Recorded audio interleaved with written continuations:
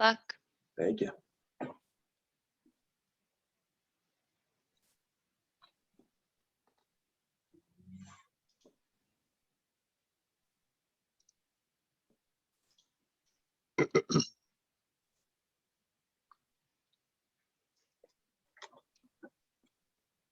Wow, looking good. Thank you, yeah. I haven't worn a dress shirt in forever. You guys are rocking the blue.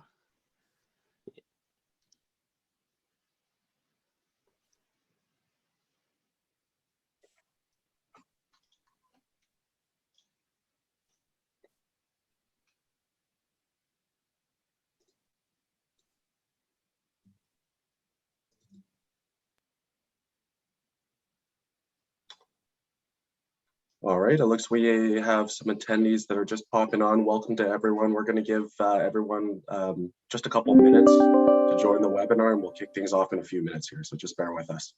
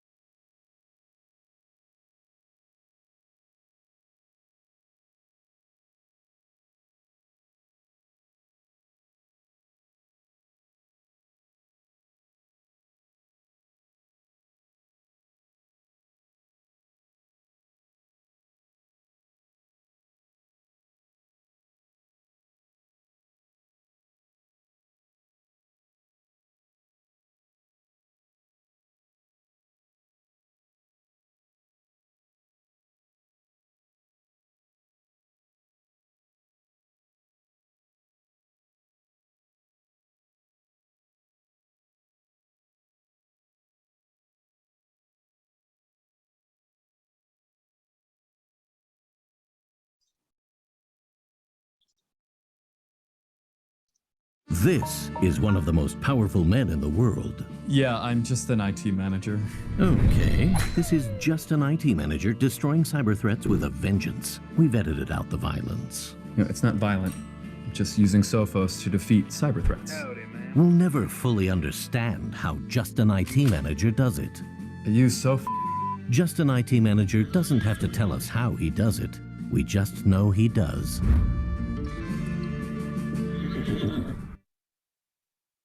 All right, so it looks like we have most of the people here on the Zoom. Hopefully everyone found that little humor in that video and possibly can relate. I'd first and foremost like to thank everyone for joining the Sophos Ontario team for this console best practices and essential configuration webinar. Hopefully everyone's off to a great start to May, and more importantly, is staying safe out there. The team was really excited to put this webinar together for some of our partners and Ontario customers, with really the main goals of ensuring that you're maximizing the investment that you've made in Sophos, and are ensuring that you have essential configuration and best practices applied to ultimately augment your security posture in your environment. I'm going to be getting into the specific agenda and what we're going to be specifically covering today in a second, but I would first and foremost like to highlight and introduce the new and improved Sophos Ontario team. Just with every new fiscal year at Sophos, there's always a little bit of musical chairs in regards to who's covering what. For those of you who I haven't met yet, my name is Justin Lee. I am the new account executive for the GTA and Ontario region. I've been at Sophos for just over 4 years, and I'm in Vancouver today, but we'll be relocating to Toronto. So I'm looking forward to hopefully meeting some of you in person whenever it's socially acceptable to do so. Myself and my teammate Kayla McLean, we cover the mid-market enterprise space for our Ontario customers. And then we have our partner in crime, Sylvain Waugh, who is our in-territory engineer and really the star of today's webinar. He's going to be taking us through a lot of the console configuration and some of the settings here momentarily. And last but not least, we have our SMB team. So many of you know Mel Watson. Mel has been a powerhouse on the SMB side for Ontario for the last couple of years. And Desmond Thomas, who just actually started at Sophos this week. Everyone on this slide will be covering the entire customer and partners within Ontario. Do not feel like you need to memorize everyone's faces and names. We do have a team alias, ontario@sophos.com. Shoot us an email, anything Sophos related, we all receive them, and we will have someone that streamlines communications from there. Just as a side note, guys, I will be recording this webinar.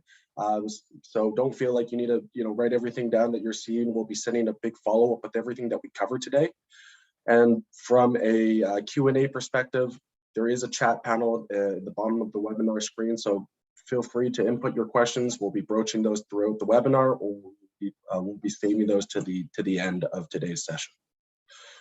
So what's on the agenda for today's webinar? So before I pass the ball over to Sivan and before we start getting into some of the console best practices and essential configuration recommendations, I wanted to set the stage for Sivan by highlighting some of the key statistics regarding what we're seeing from a threat landscape from our Sophos labs. Essentially why we thought this webinar was important to do now. From there, we'll shift gears and Sivan will kind of take you through some of the best practices in regards to recommendations from a console perspective. We did recommend and we did invite all of our Sophos Central customers. So we're going to be starting high level. We're going to be going through some of the new settings and features available within Sophos Central from a management perspective. And then we'll be switching gears to more of an endpoint centric review. Starting with Intercept X, we're going to be going into some of our different base policies, recommendations for a work from home environment. We'll then cover EDR for our EDR customers on the call. So EDR 3.0 was just released earlier this year. And so Sivan will be taking you through some of the primary different use cases in regards to augmenting IT operations and threat hunting. And then what we'll do is we'll taper off the webinar with some general resources to allow you to keep a pulse of what we're seeing at a high level with some of the different threats, some of the different security trends that we're seeing here at Sophos. And then we'll be tackling some different Q&A at the end as we see those questions come in. Attendees on today's webinar will be entered to win one of two Sophos Timbuktu backpacks. They're valued at about $110 USD. The winners will be notified and reached out to after the webinar. If you're not lucky enough to get one of these backpacks, they are available on the Sophos store. And just as a reminder to everyone on the call, this is our Sophos portfolio. A lot of customers will start maybe with one or two products with Sophos, and sometimes we'll forget that one of the biggest advantages of Sophos is the ability to consolidate multiple security solutions all under a single pane of glass. Having a single vendor to work with from a licensing and support standpoint is always nice, but having one less management console to learn and administrate within your environment is always a plus. And so if you'd like to learn a little bit more about any of the products that you see on this screen, feel free to reach out to the Ontario@sophos.com team alias or reach out to your dedicated partner. And we can absolutely set up a follow-up call to highlight that in further detail. Great, so shifting gears to the threat landscape. It's obviously no secret that threats are becoming more involved, attackers are becoming more targeted. These are some of the key statistics from our Sophos labs and what they're seeing when it comes to malware and different types of phishing attempts. If you're not familiar with Sophos labs, they are a proprietary threat intelligence teams that collects and analyzes all of the different malware samples that we collect from across our hundreds of thousands of customers worldwide. Some of the key statistics that really stand out to us is the fact that that team is seeing close to 500,000 malware samples a day. And out of those 500,000 samples, 75% have only been seen once. So, it's no secret that signature-based attacks are pretty much dead, and adversaries are becoming more targeted to specific organizations to get a foothold within the environment. Furthermore, we've seen an explosion in vulnerabilities that have been identified in the market. The latest attacks that have been very public are the Microsoft Exchange Hafnium breach, the SolarWinds Orion. And so, obviously, adversaries are trying to find backdoors to gain a foothold within the environment, trying to weaponize good applications such as Adobe and Java and Microsoft Office. So it poses as a huge opportunity for hackers to get in the environment there.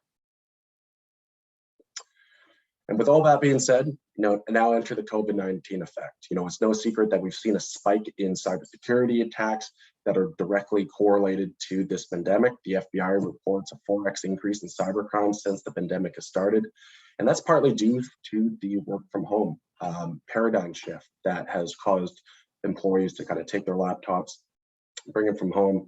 Some of them are not behind the VPN. And so there's a lack of visibility, there's a lack of governance, and sometimes a lack of protection. With all that being said, it's essentially the reason why we wanted to put together this webinar, right? How do you protect yourself against some of these advanced threats? Well, obviously, first, you want to invest in best-in-breed solutions, such as Sophos. But on the other side, you as the admin need to be in the console, need to have that visibility and governance of what's going on within your network. And so, this is what we're going to be specifically covering today. Again, starting from a high level with Sophos Central, we're going to be going through some of the new and improved features in regards to admin rules, alerts, reporting. We'll highlight, why it's important to have the MFA enabled and AD sync and leveraging API credentials to have both of those running in parallel. When we switch gears and start talking about the endpoint, we're going to be going into some of the different base policies and how you can set those up to cater to your work from home environment, to improve visibility and governance as to what's taking place on your endpoints. There has been some new additions from a threat protection policy component standpoint, things that we've added to further protect you from these behavioral-based threats. And then from an EDR assessment for EDR customers, we're going to be talking about and really highlighting a few different use cases in regards to the live discover function, which allows you to query your endpoints and servers, and the live response, which gives you sort of the command level access to respond and take action. Again, we'll be leaving you with some general resources to keep you up to date. And keep in mind that many of you will already have a lot of these different components set up and configured in your console, which is great. The goal really here is if you can find 1, 2, 3 things that you're not doing today that could ultimately improve the way that you manage and secure your environment, that's a huge win for us, right? So keep that in mind. Again, we're going to be sending a follow-up with everything that we're reviewing after this webinar. And with that, I'm going to pass it over to Sivan. Yeah, thank you, Justin.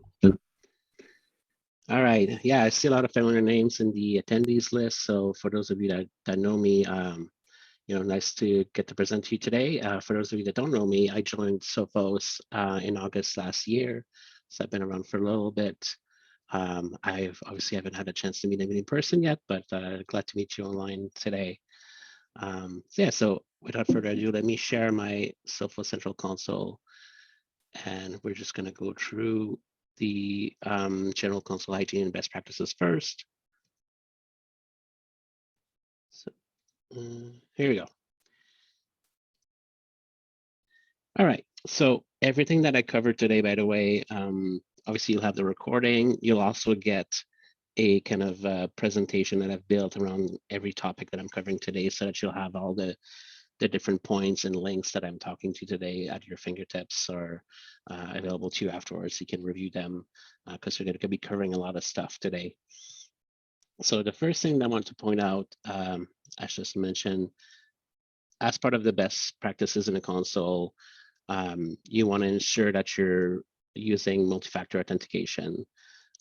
Whenever we've had to engage our rapid response team and we found out that customers have been breached, it's typically because they have maybe tamper protection off on the agent.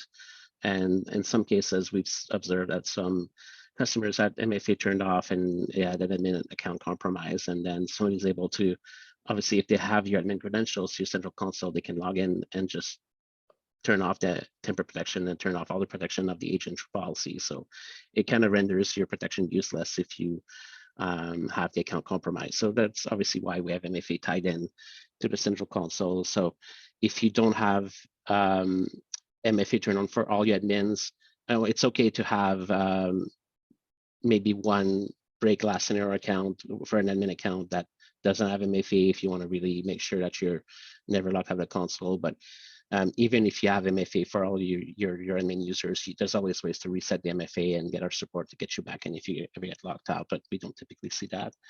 But yeah, so if you have not worked with MFA with Central before, we support soft tokens, so you can use our own Sophos Authenticator app. You can use Google Authenticator, Microsoft's, whatever can generate a one-time password on your mobile device is typically the way that people go. There's other things that support like a hard token or SMS or email authentication. So these are the hard token is still very secure, but not as practical. But the other ones, and SMS and email, maybe a little bit less secure because obviously there's ways to compromise SMS and email. So I always recommend using a one-time password and turning on MFA for your users. The other reason you may want to turn on MFA if you have EDR is you do need MFA for live response. So if we've decided that we're not going to give the capabilities to an admin to remote into a machine if they don't have MFA, because that again is really a great way to get compromised as a backdoor. You know, if you were to compromise a certain account that doesn't have an MFA and get access to remote into any machine or server, that could lead to disastrous consequences. So that's why we require MFA for live response. For the next thing I want to cover in the console is the Active Directory synchronization. So that's under directory services here. So a lot of you are probably doing ED sync already. Couple of things to point out that we've introduced recently. We always supported Azure ED Sync. So if you're running 365 or Azure AD, you have the option to sync not to on-prem AD, but to Azure AD. That's what I'm doing in my console here.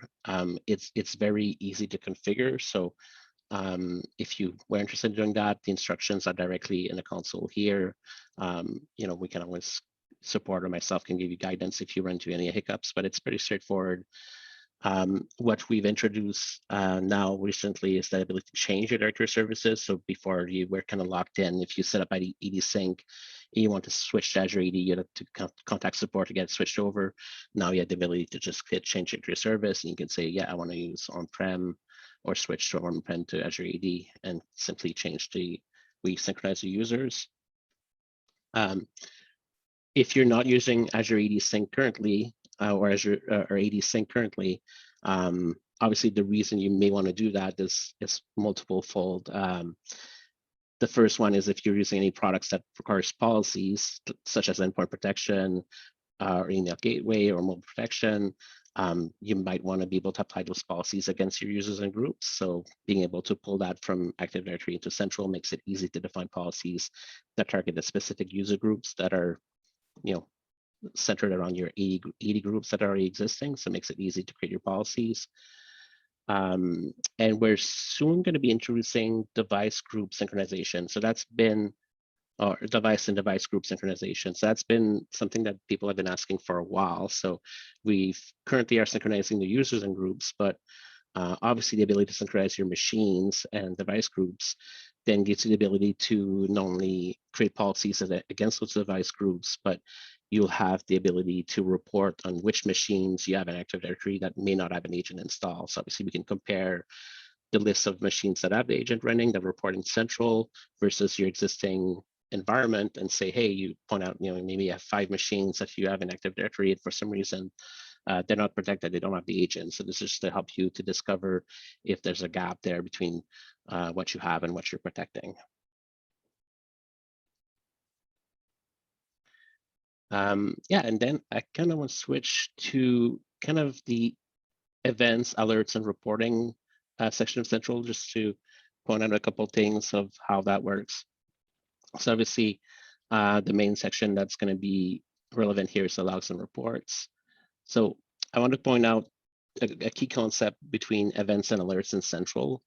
So obviously, in the logs and reports under the events section here, this is going to be all the events for all the products in Sophos Central. So here I can get a report of all events. I can filter by group of users, by machine, by severity type, by the actual alerts. So it's very easy to report on exactly what I want to see. And then once I've kind of customized this, I can say this is a custom report, set up a frequency of how often it will run, whether or not I want to get it emailed to myself. So it's very convenient to look at the events both from just investigation purpose, but also getting the reports out of here.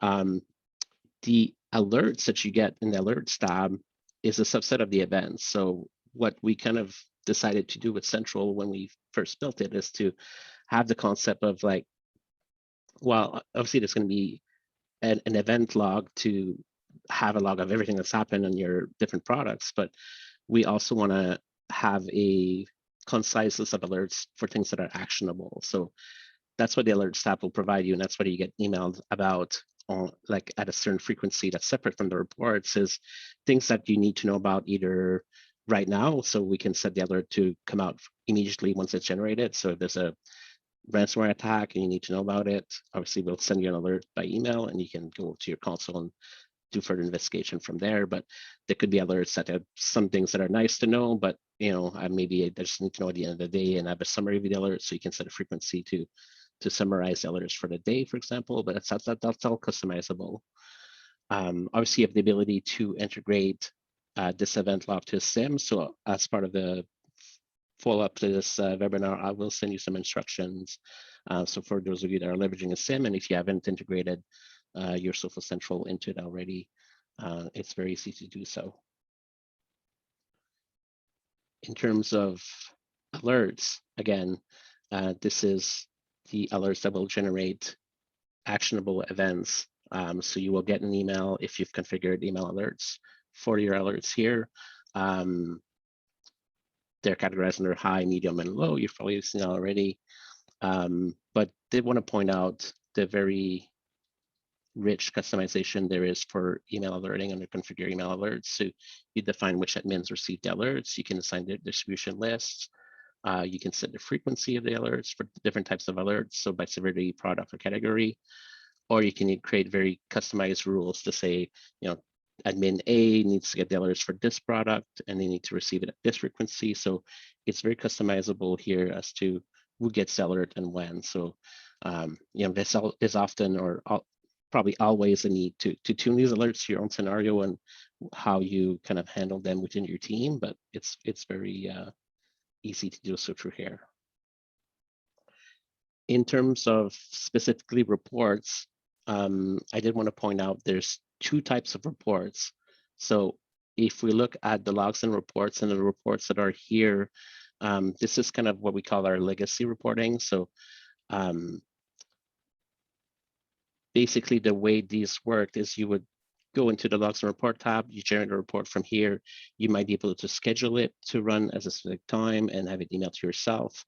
But it was a report that was specific to your own login. So that was kind of a limitation of, only being able to create a report for yourself and not being able to share it with the rest of your team.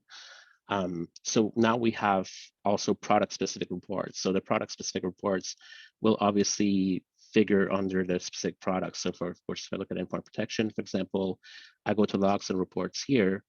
I'll have a list of reports that are able to be scheduled or run. And once I've configured these reports, the one major difference is I can get access to those reports to other admins in the account. So we've kind of exposed that at a broader level in the central account, so that you can share a report with other admins, you can email it to other admins, and that kind of extrapolates then to sort of the concept of a partner dashboard, where the partner dashboard the partner might be able to manage these reports as well. So we've kind of expanded the capabilities of how the reporting works here.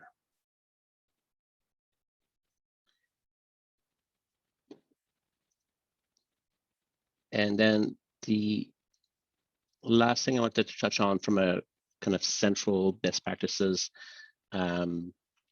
topics here would be the role management. So, typically if you're a small team, you may have, a couple of super admins, a couple of admins, and you may not have a ton of different roles, and that can be okay depending on what level of access you need and how your teams manages the central or the Sophos solution. But a good idea would be to utilize the concept of least privilege here and create custom roles for specifically what you want an admin to create to be able to manage in Central. So for those of you who have not had a chance to create a custom role, it's easy as clicking add role, picking which product you want the admin to be able to manage, whether they want to have read-only access, help desk access, or full access. So there's a different level of access for each product that's customizable here. And to my point about the logs and reports earlier, for a specific admin role, you can give them access to reports. So if you create a product-specific report and they have access here, they'll be able to access that report. Of course, you could turn that off if you wanted. And then you also have the toggle to enable policy management here. And if you enable policy management, that implies the policy assignment, which is also available to assign specifically without being able to change the policy. So you could assign a policy to a user device, but not necessarily have the ability to change it with the policy management option here. So very customizable. And if you have, a broader level of staff that needs a different levels of access to Central, that can be fully customized here. So now I'm going to switch and talk a little bit more specifically about endpoint and server protection. So whenever we review these with customers, and especially for customers that have had Central for a while and maybe haven't had a chance to review the policies in a while, I'll point out a couple of things to look for in the policies there, and that you may want to have a look at in your own console after the call. The first thing that's specific to endpoint server protection is obviously tamper protection. I already mentioned earlier that essentially if you don't have tamper protection on the system, an attacker can obviously very easily compromise it by uninstalling the agent and turn off the protection. So the first place you need to look for tamper protection settings is in global settings under tamper protection. This needs to be enabled at a global level. So by default, this is always on. So if you've somehow turned it off, go turn it back on immediately. But I don't think I've ever seen anybody have it turned off at the global level, because most people recognize that's an important part of the agent protection. From there, obviously, you can turn off the tamper protection at the device level, right? So if I go to my machines and I go to computers, I can dig into my system here, and I can see that I have the tamper protection turned on here, and I have the ability to disable the tamper protection for this machine specifically, and I have the tamper protection password. So we typically don't recommend disabling the tamper protection from here, just because you may forget to turn it back on. So if you ever need to unlock the agent on that machine, it's always preferable to go and grab the password that's specifically for that machine here, and then use it to unlock the agent locally, because it means once that machine reboots, that tamper protection will be turned back on automatically. So this kind of avoids having to remember to turn it back on. So yeah, the reasons you may want to unlock the tamper protection is typically for either troubleshooting or uninstalling the agent to install it. So yeah, so if you need to remove it, use this password here to turn it off temporarily. If you want to know which machines may have tamper protection turned off, so there's currently two ways to do it. You could do an API call to Central. So we have a full API for Central, and we can query endpoints for whether or not they have tamper protection turned on. So that would be one way to do it. If you have ADR, we can easily create you can easily create a query that will just query all the endpoints and servers to see if that tamper protection turned on or not. Because since it's a registry key that shows you whether it's on or not, we just kind of query that registry key to see if it's turned on. I believe we do have an improvement coming to Central where we'll add a column to your machines that will say, which machines have tamper protection turned off. So you can easily be able to determine at a glance, besides knowing what components install and all the information you see here, which machines have the tamper protection turned off. So you can go and turn it back on. Then from a global level, one of the recommendations we make to users when they're doing a review of the console is look at your global and policy exclusions. And that can be a little bit of homework, but I think it's important to do because managing exclusions is both important from a functionality perspective to make sure the agent's not interfering with a specific application, which is typically why you would create an exclusion in the first place. But from a security perspective, because you don't want to create too broad exclusions, you want the exclusions to be as narrow as possible to make sure that you're not, excluding something that might contain a threat, essentially. So always a good idea to go to your global settings, global exclusions, and you'll see all the exclusions you've created globally for both endpoints and servers.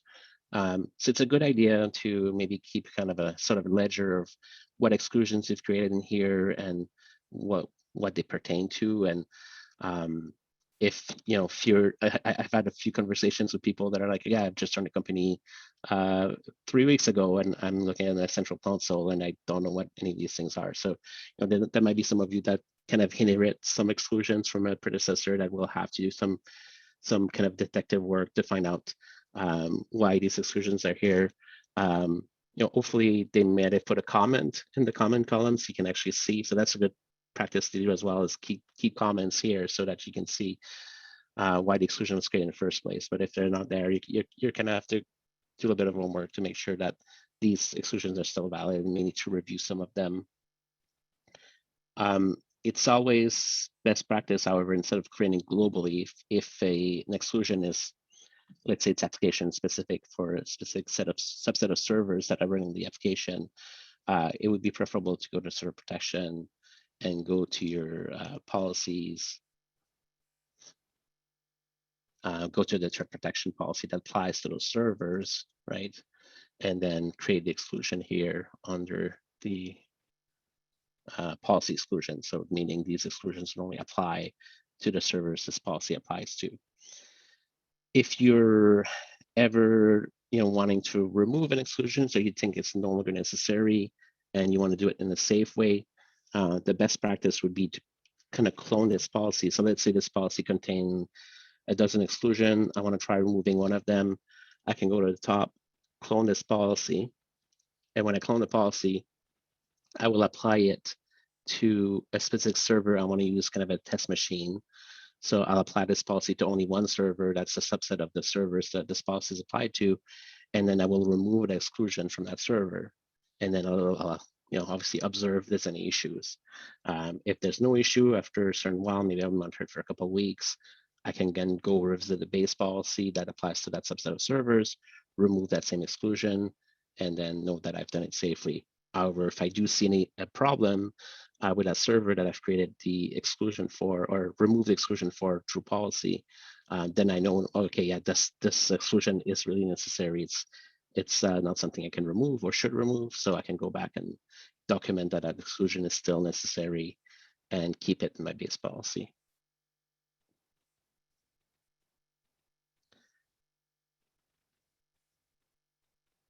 And then before I dig deeper into the policies, the one thing we typically do ask our end users to review periodically is the devices.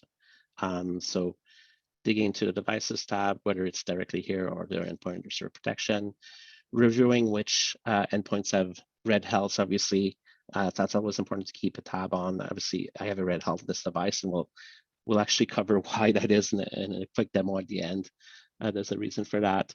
But you want to report here on, you can show computers with a bad status, dig down into why they have a bad status. Typically, it's either through detection or through a component isn't installed or not running, or it hasn't communicated back to Central at certain times. So it's a good practice to keep on top of that and making sure that you've got green health on your devices as much as possible, maybe a yellow health on some of them. Yellow health meaning, we've seen dormant malware or potentially on application. It's not anything too serious. So always address the red health first, obviously. And you also have the reports under logs and reports. Let's say we go to endpoint protection, logs and reports.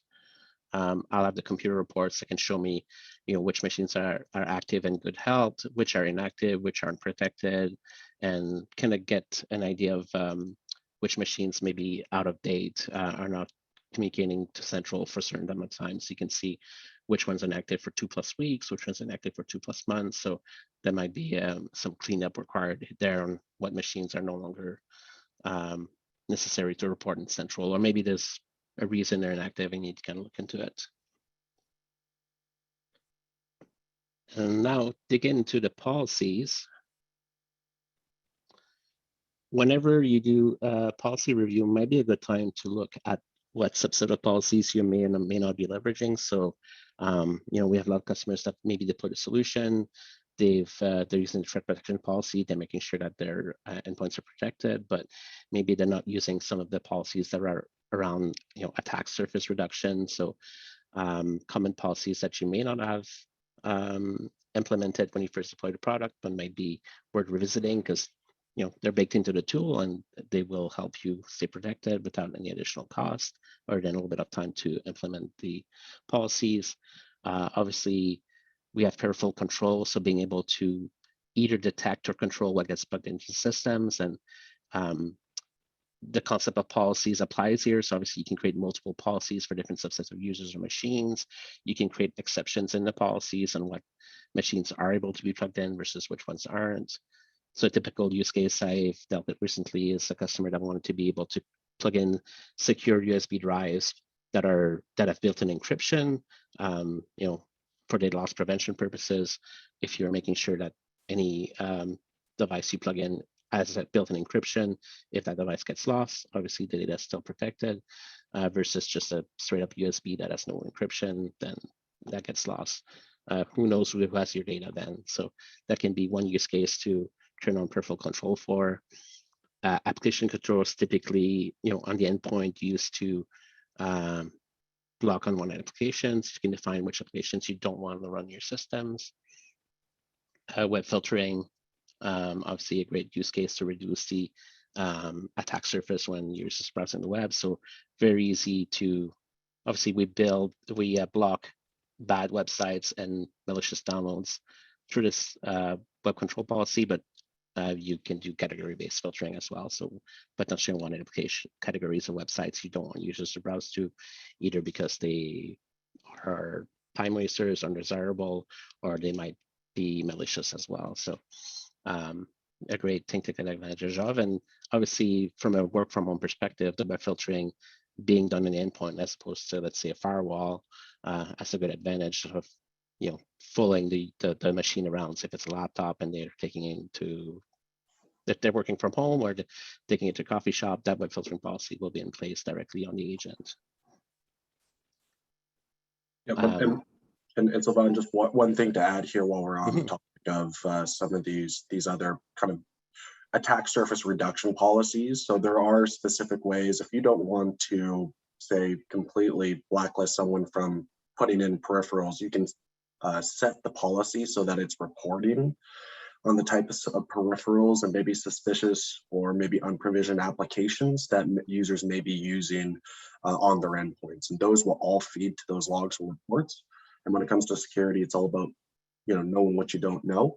And so you can set those base policies up where we're reporting on the types of peripherals or types of potentially unwanted sites that will flow back to those logs and reports. It's just something that I thought I'd add there. No, that's a great point. For any of these policies, it's always better to turn them into detection mode first to see what's actually happening so that it can inform what you actually want to enforce in terms of blocking. That's a great point. And then obviously the major policy we want to look out during the review is the endpoint protection, threat protection policy. So as much as possible, use the recommended settings. That's what they're recommended, but essentially that means if you have that checkbox turned on, everything's turned on. If you for some reason have it checked off, you probably just want to check it back on, but if you want to just toggle everything manually, you can do that as well. Things you want to look out for, whether you've got turned on or not, is advanced protections like deep learning or runtime protections like ransomware protection. Just make sure essentially you've got everything turned on unless there's a really, really valid reason to have it turned off. I don't think I've come across too many in any reviews I've done, but that's mainly what you want to do here. Just make sure everything's turned on, because otherwise you're kind of opening some gaps across our protection agent that for things we may not be able to detect as easily if we don't have certain layers of protections applied here. I already talked about the exclusions.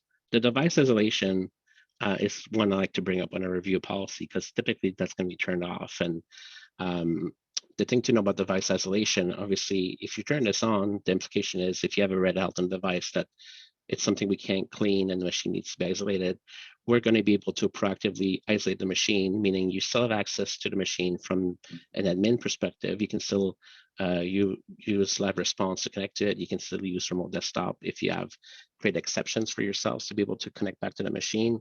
But from the attacker's perspective, they're going to be hampered by not being able to connect to their machines or connect back to command control server. So that's really a great thing to turn on if you can. I say if you can, because the implication then is that you will have to be able to go and respond to somebody that has a red hat and is isolated from network. You'll have to go to the console and address what caused the red hat in the first place. Can I do a quick investigation to determine, is there something that I need to clean up? My apologies. Is everything protected already? Or is there something more I need to do? And until you've cleared that red hat, that device would be isolated. The end user will not be able to kind of do their work if their machine's offline. So there's that implication there, but it's in terms of protection, that's the highest level of protection, because without having the necessity for an admin to log in and manually isolate the machine, this will take place automatically. So that will be the fastest response in terms of isolating the device from the rest of the network. And the last thing I'll mention on the threat protection policy, something that Sylvain just clicked, the use recommended settings at the top of that threat protection policy, make sure that that's enabled, because if we add any additional protection components, like everything that we just saw in blue there, having that use recommended settings turned on will essentially enable those additional protection components whenever we add those to the threat protection policy as well. So just a small little side note there. Yeah, that's great. Server protection is going to be the same principle. So you'll want to go to your threat protection policy, make sure you go to settings, and you have all the runtime protections turned on here, and you have the deep learning turned on, the remediation capabilities turned on. If you don't have turned on, we can get threat cases generated, and we can get EDR working. Same principle here as recommended settings. Enable offshore protection default features is equivalent here. So you want to get that turned on here. And this will enable all the server protections on that policy. We automatically turn some of those InterceptX runtime protections off when you deploy out the servers. As you can see, the use recommended settings is only below the InterceptX. So this is a really, really key piece for this essential configuration, is going into your server threat protection policy and enabling some of these runtime protection components on those servers, because without that, there's no behavioral based protection on the servers. Yeah, exactly. CryptoGuard alone, this is a key component of our agent. So you want to make sure that's turned on here. All the exploit mitigation is here to protect processes, shellcode protection. There's a lot of the more advanced features of InterceptX Advanced that are turned on through the top of the policy here that you want to make sure to review if you got turned on as much as possible. And then, quickly in terms of policy for server, the rest will be kind of similar. You can detect peripherals, you can block applications.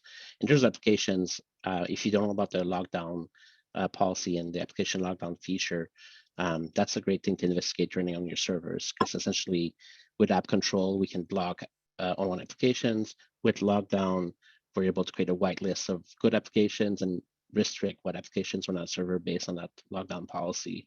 So it's a great way to reduce the attack surface. And if you're not using file integrity monitoring, what I will say about this one is just at least turn it on, even if you don't customize the policy. Because if you turn on file integrity monitoring, we'll look for critical Windows files and registry keys and monitor those for tamper. So that will be a great kind of protection layer to add on top of the server protection. Obviously, you have the ability to go and customize the boundary monitoring to monitor logs for compliance purposes, or if you have critical applications you want to monitor as well. It's a good idea to use Scrim for that. So, but the rest of it will be kind of similar in the policies, besides threat protection, which I've already covered. So this case takes me to the last portion of the demo, which is more centered around the Threat Analysis Center, and we'll quickly get into the realm of EDR and XDR. So the first thing I wanted to cover, obviously, is the threat cases, which is part of Intercept X Advanced. There's some enhancements with EDR, obviously. I will send you this link as part of the follow-ups to this webinar.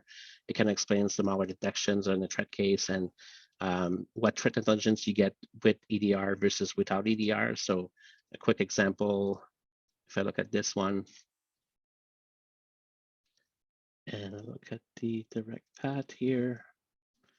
So if I look at my Sophos tester that was detected through this threat case, without EDR, I'll still get a threat intelligence from Sophos Labs. I'll get a reputation. I can submit files for intelligence reports to request this intelligence button here. But the rest of the tabs here, the machine learning analysis, the file properties, the file breakdown, that's all part of EDR here. And you have a couple of additional tools you get with EDR. Obviously, the ability to isolate the device on demand, that's part of EDR. And running live discover queries, that's also part of EDR. So you get a lot more of the threat case with EDR turned on, but you still should look at it without EDR. It's still a great tool, even without these additional features. In terms of EDR, just as a recap, for those of you that have EDR, or for those of you that might be interested in looking at it, it's based on the OS query schema. So we kind of catalog a lot of information about the endpoint operating system and the hardware behind it. We also extend that with the live discovery schema. So this is the tables that are part of what the agent sees. So not only what we're observing the system, but what the agent sees as it applies threat protection to different layers of our components of the agent. We also have a live discover forum. So I want to point out that's a great resource for those of you that are EDR. If you're looking for help on a query, or you're just looking to see what other people are doing with queries, there's a lot of posts going on here. You can see that we have product management people posting, Carl Ackerman. So it's not only just users collaborating together, but it's our threat hunter and product management experts coming in and giving feedback here as well. And we also we have an internal tool called the query desk. If there's ever a query that you're looking to do with EDR that doesn't exist currently, you could come to the forum and kind of ask for help here, but you can also reach out to me directly, and I will essentially take your idea for a query and I will present it to the query desk. And the query desk has been really great at spitting out a query, typically within like 1 or 2 business days, sometimes even as fast as 4 hours. So if you have an idea for a query, bring it to me. I'll bring it to query desk. If we're able to do it, we'll come out with the query and give it back to you, so you can add it to your own central account. And that's no additional cost to do that. That's part of the EDR product. So you get that as an added bonus that we want to be able to help you with queries. Obviously, it helps us improve the product, and we want to make sure you get the most out of it as well. And then in terms of what else you get with EDR, there's also the live response component. The live response component, I'll cover it briefly. Actually, let me reserve that for, we kind of have a quick demo portion at the end of the call. So I'll just show that at a time.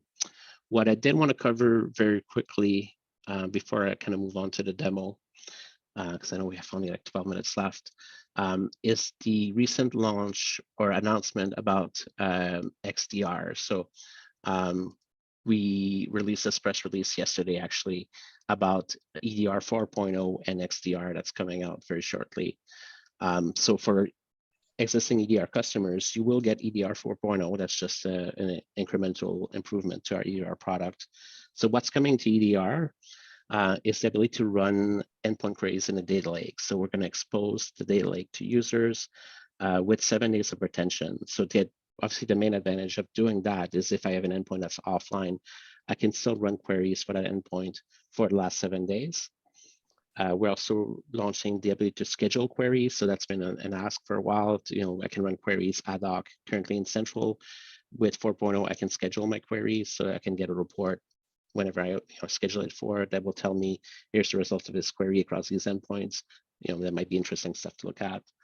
And then we're enhancing the queries workflow and pivoting. So I can actually send you a quick, there's a video that Carl Ackerman made that's really great at illustrating that new functionality.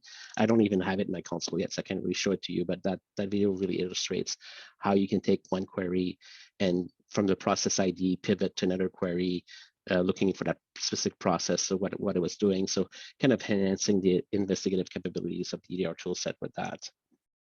But XDR, this will be an additional license that will be required for XDR on top of EDR, but as the X in the XDR implies, it's extended detection and response. So this will essentially allow you to do cross-product data source and querying. So we're going to take additional products like your Sophos Firewall, your Sophos Email Gateway, Sophos Mobile, Sophos Cloud Optics. We're going to be pulling that threat intelligence and these data sources into the data lake, so we'll be able to have that to be able to query them as well. So that's going to be a great enhancement to the ER tool set. We're also going to be giving 30 days of retentions for both endpoint and the other products that we're going to be bringing into the data lake. So there's currently an early access program for that. So if you're interested in joining the early access program, you can actually go to your central console. And if you go to the early access program section on the top right, you can join the XDR program right now if you want, but it's going to be launched later this month. So with that said, the best way I can kind of give you a quick demo of EDR and kind of talk about how you may leverage it if you already own it is to kind of give you an example. This is going to be a very simple one because we're kind of, don't have a ton of time for this presentation. But if I go back to my threat analysis center and my threat cases, so I have a detection here that's a CryptoGuard detection. So if I want to investigate what's happening here and I want to find out what's going on, obviously I have a lot of information right off on this page in threat case. So I can tell already, obviously, what machine, what's the process here, which admin or user was logged in and ran or was logged in during the attack.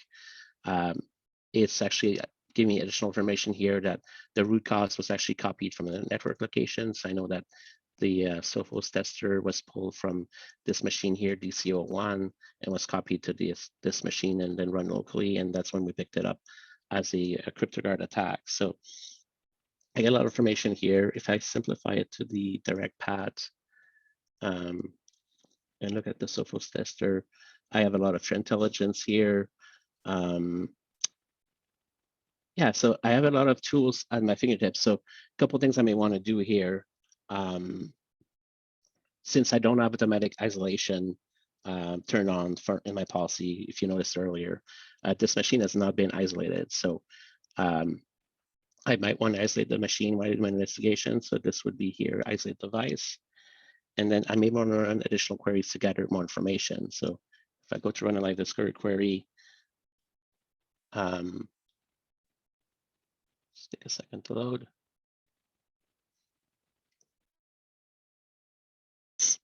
So the kind of queries I'm going to go through is kind of typical questions I may want to know about what's going on with the machine. So I might want to see who are the logged in users, are there any remote desktop connections to that machine, were there any new admin accounts created, because I noticed that the logged in users was a admin, which is kind of unusual. So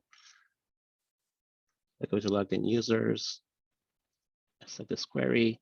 I'll pick the win endpoint ones already selected because I was querying that as related to my threat case. I'll just hit run query. That's going to take a few seconds. And it's going to tell me, yeah, actually, there's one logged in user and it's a admin. So as I suspected, the user that was logged in when the attack was detected is still logged in. Then I may want to pivot to look at were there any new admin accounts created, because what is this a admin here? So I'll pick this query, I'll run it again on the same endpoint.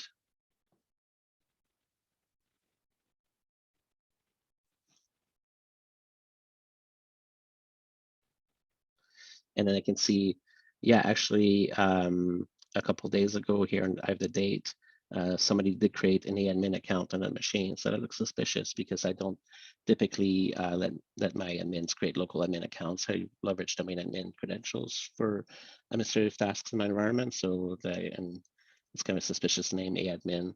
So I know something fishy is happening. So I may want to look and run one final query here and see what remote desktop connections are present in the machine. And again, I'll run query here. And I can see, yeah, I do have one remote connection to this machine. So I may want to just terminate that remote desktop connection. So the easiest way to do it, if I go back to the device in question, and you'll be able to see that the actual attacker is me because it's just a simulation. So I have a remote connection to that machine here. So we'll just decide to isolate the machine here. And it's going to take a few seconds to take effect, but it's going to essentially kick off my remote session. It's going to turn off any connectivity. Actually, yeah, it's been isolated. It's going to take a second more to kick me off. In the meantime, while I'm kicking off the admin user, I may want to use the live response. And since I know there's a rogue admin account in that system, I mean, just want to give a reason, remove rogue admin account here, start my remote session with live response.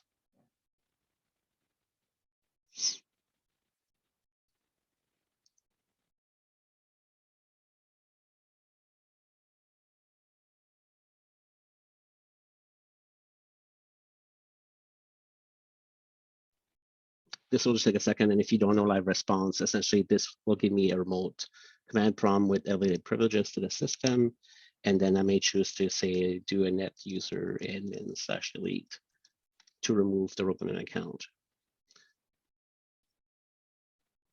So I've already removed the user and I kicked them off from the remote session. So this is just a quick basic example of remediation.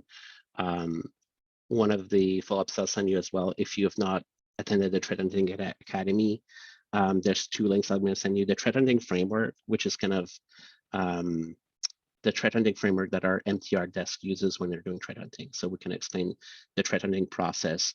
How do you formulate a proposed hypothesis? And how do you go about running queries to kind of validate and investigate further based on the hypotheses? In the Threat Hunting Academy itself, that was a series of webinars that we conducted, and there's 7 about 1 hour each webinars that we've conducted. So things like showing how you to think like a threat hunter, how to look for remote code and running code in remote systems, how the attacker might gain a privileged foothold. You know, there's several steps of the attack kill chain that we're covering here through this webinars that will kind of teach you how to use the EDR tool to do threat hunting yourselves. I will also send you a couple links in terms of the kind of applications that we release in terms of making the most use of the EDR. So for example, when the Aphium campaign came out, we published this news.sophos.com article that sort of explained what Aphium was and what vulnerability in Exchange servers is, what it was exploiting, and we kind of give you recommendations. Should you patch or disable? How do you determine if you've been exposed? And you know, what web shells and ASPX files you should look for signs of compromise. And one thing we would do for our EDR customers, we would also give you a query that would look for those ASPX files here. So you could just take this query, copy and paste it into your live Discover query tool and be able to look for those ASPX automatically by running this query. Yeah, I've got kicked off from remote desktop running. And then we'd give you a separate query to establish the impact if you were actually compromised by this vulnerability in this attack campaign. And then obviously, I always like to point out that if you were an NTR customer, we would have already run these queries for you in your environment to look for these signs of compromise to be able to help you basically both alert you and help you remediate the actual compromise related to this campaign. So with that said, I'll kick it back to Justin. I think we have a couple of links we want to share as part of his presentation, and I'm going to send you, like I said earlier, a document that contains every little topic I touched on today with relevant links, and I have a couple of extra links to share with you at the end of that as well. Awesome, Siobhan. Appreciate that. You're a rock star out there. And for everyone on the call, we will be sending out everything that we just reviewed here. In the spirit of timing, we will send some of those general resources over to you. I wanted to kind of take a couple minutes for some of the questions that we had come in. There was one, Siobhan, regarding sort of the tamper protection reports on devices that may have been a tamper protection turned off. I believe you showed that. Are you able to just highlight how to create those reports of devices that have tamper protection disabled? Yeah, so currently to be able to list which devices have the tamper protection turned off, you have to do it through an API call to Central, or you have to run an EDR query, and I can actually share that query quickly. So if I go to my Live Discover, search for tamper, I have a query that will essentially, I can run this across my endpoints and servers, and it will look for that register key I mentioned, the tamper protection that shows that it's enabled. It will just look for whether that register key is present, and if it is not present, it will show me that tamper protection is turned off of that machine. So that's one way to get the report. And we are adding, as part of the reporting in Central directly without EDR, the ability to list devices without tamper protection, but that doesn't exist currently. Okay, thank you. Hey, so No, go ahead, Mel. while you have your screen up, might be a good time. One of the questions was about if I'm an existing Central Intercept X Advanced customer, how can I upgrade to EDR and how can I trial it? Oh, that's a good question. So if you've never looked at the free trial section at the bottom left of your screen in Central, this is where you can turn on a 30-day trial. So you can try out any products in Central for 30 days. If you need more than 30 days, let us know. We can always extend your trial as well. So this is Intercept Advanced for EDR, and Intercept Advanced for server with EDR. You can just turn on a trial for either here. In terms of deploying EDR, whether as a trial or as a purchased product, we essentially just push out the EDR functionality automatically when you've got it licensed, because EDR itself is not really an automated protection tool. It's an investigative tool.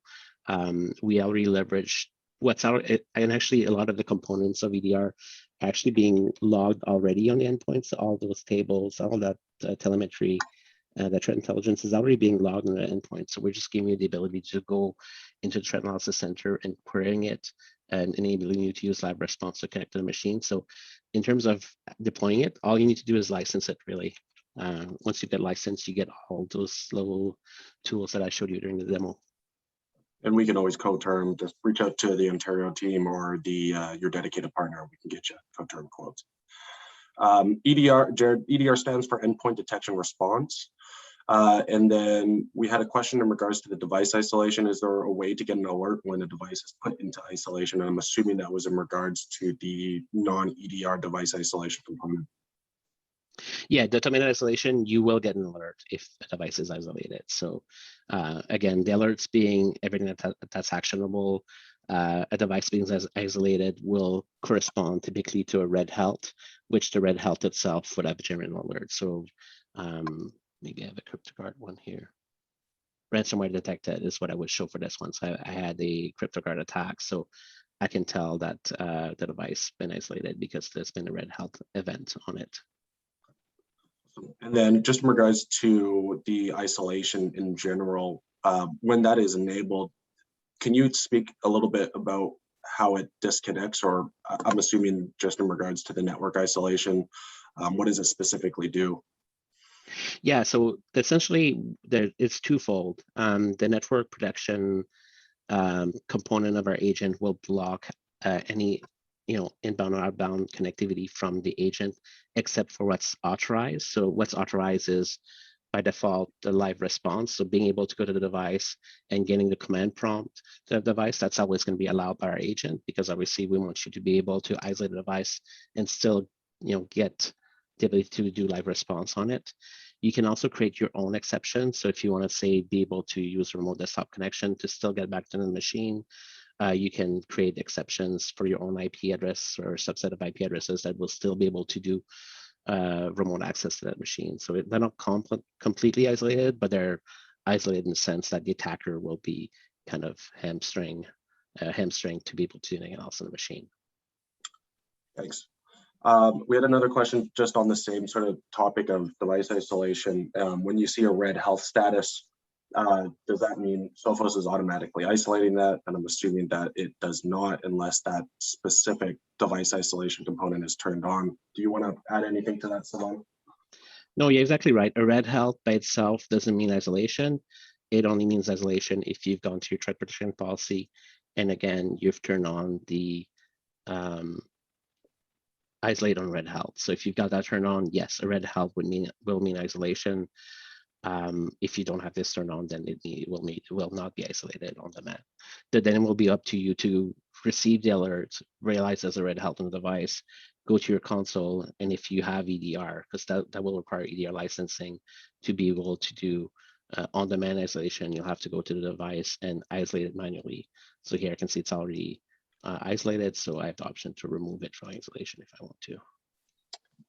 And then we had a question in regards to just the differences between EDR and then I'm assuming just the standard Intercept X. And, you know, Jared, really how you can look at it is Intercept X is all about prevention. You know, we're trying to stop things, whether it's based off of signatures or whether it's based off of malicious behavior. Intercept X is stopping things that we can convict as being malicious. EDR is the tool set for IT admins to hunt for suspicious indicators of compromise, meaning things that next-gen antivirus alone can't convict as being good or bad. It requires some sort of level of human investigation as to whether or not something actually is an indicator there. So the EDR is the tool set for you to look for those indicators of compromise, indicators of attack in the network that are suspicious, that require the level of human decision-making as to how you want to respond to those. EDR will also offer, as Sylvain mentioned, the ability to query your endpoint. So a lot of people will use it from an IT operations standpoint. We'll send some of the primary use cases of EDR after this call. And I think that is it. So we're 5 minutes over. It's got 5 minutes over. So I want to end it there. I'm going to take a note of all the different questions that came in and make sure that those get answered. I want to thank everyone for joining us. I'm hoping everyone found some value in what was shown.